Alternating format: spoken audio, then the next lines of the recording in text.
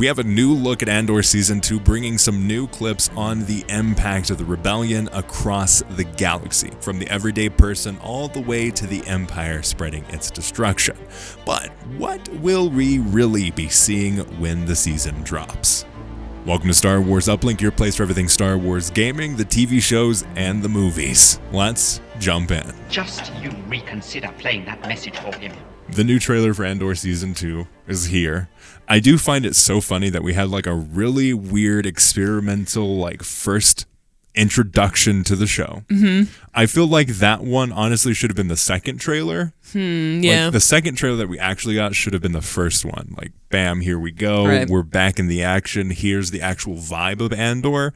And then you get the experimental one. Yeah. And then you get this one. Yeah. I think that's like a good 3-part story there.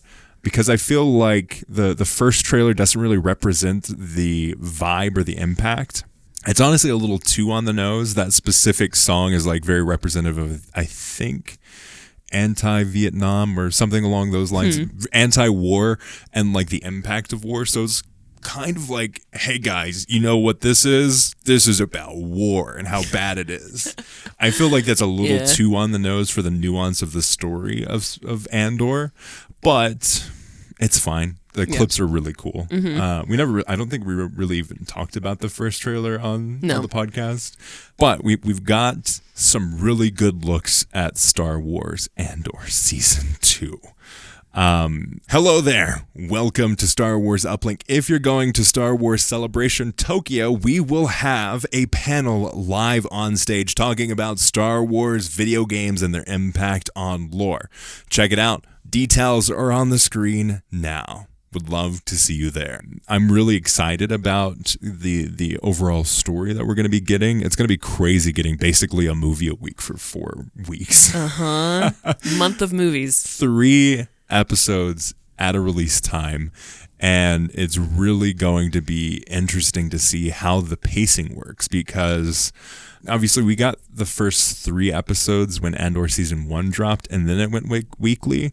But this time it's just 3 episodes, bam, 3 episodes, bam, 3 episodes, bam, 3 episodes, bam. And each set of 3 is going to cover a year time period leading up to Rogue One. So maybe this is kind of like them just saying, hey, here's this story structure, and then every time you have a story arc, it's going to jump. And that's an easy way to kind of portray that to the average audience member. Mm-hmm. I just hope that people don't get burnt out bam, there's a movie. Yeah. And you got to watch all of them. Don't get spoiled. From a coverage perspective, I think that's interesting. Mm-hmm. Yeah. Has any other show done this? Done such a large drop for a month? I don't think so. Because when you have a limited series kind of show, you're still releasing it. If it's on Netflix, you're releasing all at once. Right. Or you're releasing part 1 and then part 2, like they've been doing with Stranger Things. Just kind of have that middle ground of appointment viewing, but not fully separate your binge audience. I can't think of another show that's done this style of drop. Should be really interesting. It's good that it's still a week in between, so at least you can still be okay, I'm gonna separate this out. I'm gonna watch this because it's gonna come out on Tuesday at 6 p.m. or 6 p.m. Pacific time, so 7 p.m. Colorado time. For the next 3 days, you just watch the episodes. I'm gonna watch first episode on that Tuesday night, and then Wednesday I'll watch the next episode, and on Thursday I'll watch the episode and after then that. Hope by Thursday no one spoiled it for you. Exactly. That's the hard part. Or you just watch all of them and you go to bed at 3 a.m. if you're on the East Coast, or 9 p.m. on the West Coast. Yeah, how are we gonna make that work? Yeah, I do like that they've switched from the midnight viewing that Andor Season 1 dropped at. For us, I think it was 1 a.m. Mm-hmm. I remember there was one episode, I think it was the prison arc. Yeah. We woke up super early because we're going to go on Star Wars Explains live show podcast. We woke up 1 a.m., 2 a.m. just to watch the one episode. We're just like, it was so worth it, though. It was. That episode was so good. But yeah, Andor season 2 is coming up real quick. There is so much to this. There's been a theory going around. There's a specific scene in the trailer where Dead Ramiro is pulling at her collar, and it seems like she's getting choked by the Force, it seems. But that, I think my interpretation of that scene is she's actually having a panic attack, and a lot of other people are like, Darth Vader? I don't think so. I think with the restraint that they've shown with Andor season 1 and really only showcasing characters that really need to be there from a political impact sense, it doesn't necessarily make sense for Darth Vader to show up, especially Darth Vader to be going after Dedra, because she's really the person that's like at this point moving the pawns. While I think at this time frame, Darth Vader is still going around and building Inquisitorius, as well as trying to track down any lost Force users. So it doesn't really make sense for him to be there. But I do think it is, from my perspective, just as impactful to see Dedra at this height, at what she dreamed of for her career, to be having this panic attack, that the stress of everything coming together is getting to her, having this personal and emotionally impactful scene where you have Dedra, someone who is in charge of these political atrocities, trying to destroy the planets and people in the way of the Empire, doing it in a boardroom and on the field. When you look at Andor season 1, this person making those decisions and then being impacted emotionally by that, I think is so strong of a story. Yeah, I agree with you. I think what we've seen from Andor season 1 is just this really, really grounded nature to the whole thing. And I think that's kind of a theme that we're seeing. Yeah. And I think with Andor season 2, we're going to see that again. And I feel like Vader kind of would take away some of the groundedness. I think it would call back to more nostalgia than anything. I think Tony Gilroy would think it'd be more fan service than what he wants. I think he wants to bring us into Star Wars and not just Star Wars being Star Wars.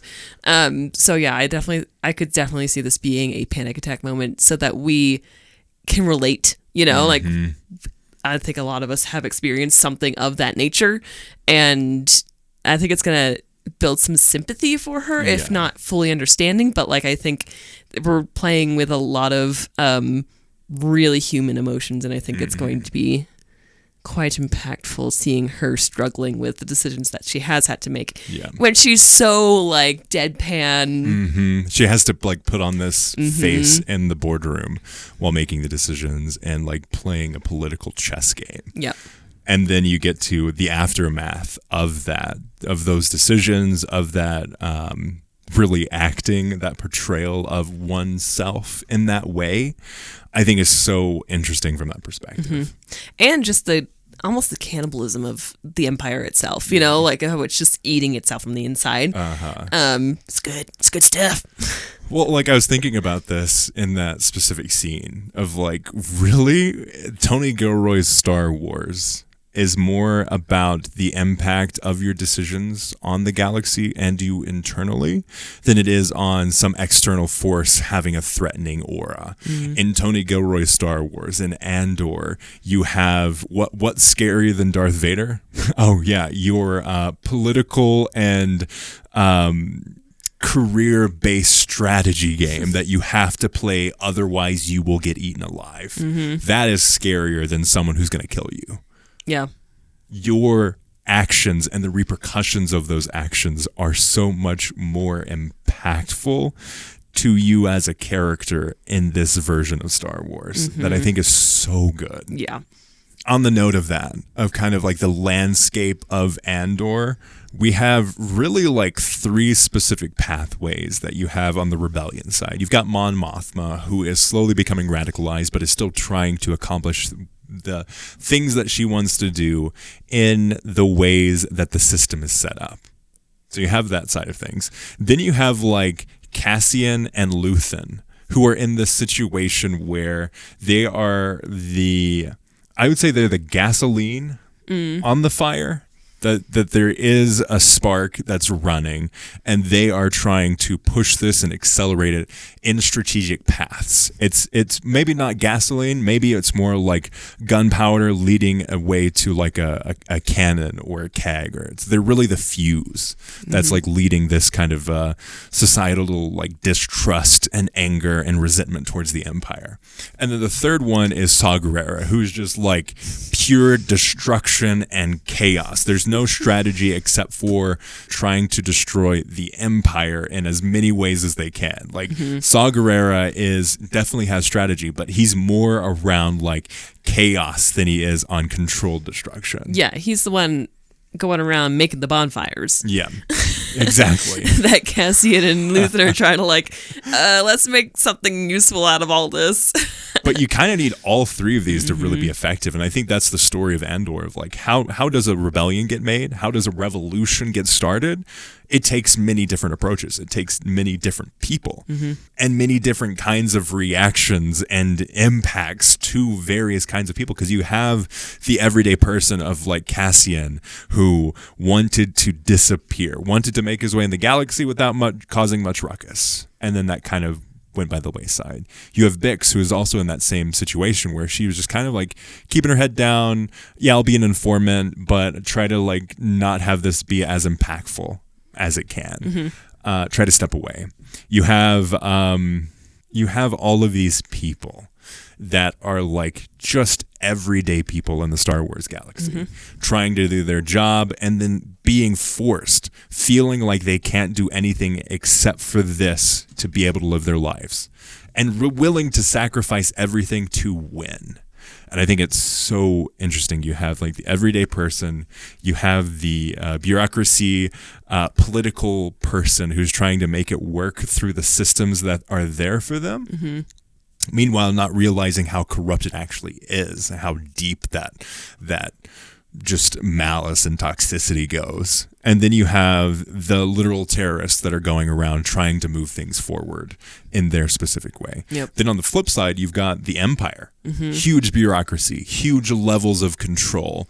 There is such a level of fascism in that perspective. Like if you look at Dedra, if you look at Cyril, if you look at like these people that are in charge, they're just trying to be really good at their jobs. Yeah. Like they're trying to succeed. They're trying to do good work from their perspective. And like it really comes down to from a certain point of view. So you have like all of these ways that like destruction and the Empire and the rebellion and all of these things really coming together to build this perfect concoction of what will ultimately come to start in Rogue One and then end really in A New Hope or Return of the Jedi. Like that's a full picture. Like this is the beginning. This is not like, oh, let's learn more about this character here and do a little fluff piece, blah blah blah. This is the art of war, and this is taking historical moments within history and making Star Wars work the same way that the real world works. Yeah. It's really fascinating that this is coming out now. Like Star Wars has never felt more relevant. Yes. Not to get political, but sometimes it just feels like we're all in a galaxy far, far away. It does. And I think that's where stories really resonate. And I think that's what Andor did so well, where stuff like Ahsoka and the Obi-Wan show and like Book of Boba Fett and later seasons of Mando really failed, is like they kind of lost view of the actual impact to characters. Like there isn't a relatability. There isn't a like, oh, I can imagine myself in this situation, because you can't imagine yourself in freaking starfighter going across the galaxy to meet up with another pirate that's going to do this and that, and like also not face any repercussions for their actions. Like as just someone in the real world, you're typically going to do something and there will be repercussions for those actions, whether that be personal or external. And there are so many ways that you can compare that personal experience to that of Andor. If you like history and you look at the history of how rebellions and revolutions get started, it's very much of the same way that Cassian is it the right place at the right time or the wrong place at the right time? Like that's really how these things go. And I think there are these steps that Andor is showing that, like, okay, we're going to do this and this is going to happen. And we're going to attack the Empire where it really matters, which is their freaking currency, the way that they pay all of the people on their salaries. We're going to attack that. And we're going to use that against them. Like, that is so good. It's not like I'm going to go blow up this planet because it's a strategic stronghold. It's like, why? Or I'm going to go to this glassed planet and there's going to be a secret society of like super troopers that we're going to have to jetpack around and they're really strong and we're going to have to get to this moment and someone's going to die, but we're going to really feel it because who knows if they're actually dead? Like what could actually happen? There's no stakes there. Meanwhile, here, like you see a TIE fighter and you're like, oh my gosh. Yep. That is scary. Yep. You see someone having a panic attack about like their job. And like I've been there. I've had a panic attack about the jobs that I've done before of like, oh crap, I'm just getting overwhelmed. There's too much stuff happening. Like, how am I going to make it through this? That is the perspective that we're seeing in Andor. So yeah, I don't think we're going to see Vader. It's a very long-winded way to say, yeah, probably not Vader.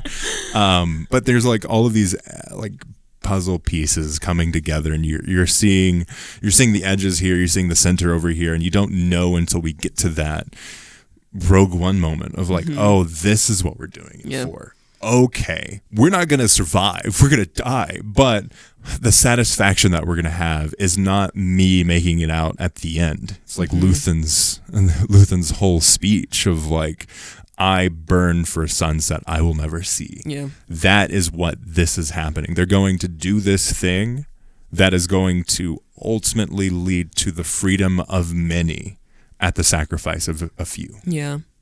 Well, it's interesting in the trailer too. There's a quote of them saying, I think it's Bix says, if I'm giving everything, or if I'm like sacrificing everything, I want to win.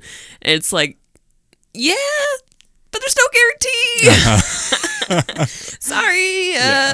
Tears will definitely be shed during the show. I just know it because of the impact that this is going to have on characters that we've already come to know and love, and also ones that we will deepen that relationship with. The impact, we're really going to have that perspective that I think is going to be so good to see from that perspective. How are you feeling? I'm terrified, man. I'm so scared. In the best way.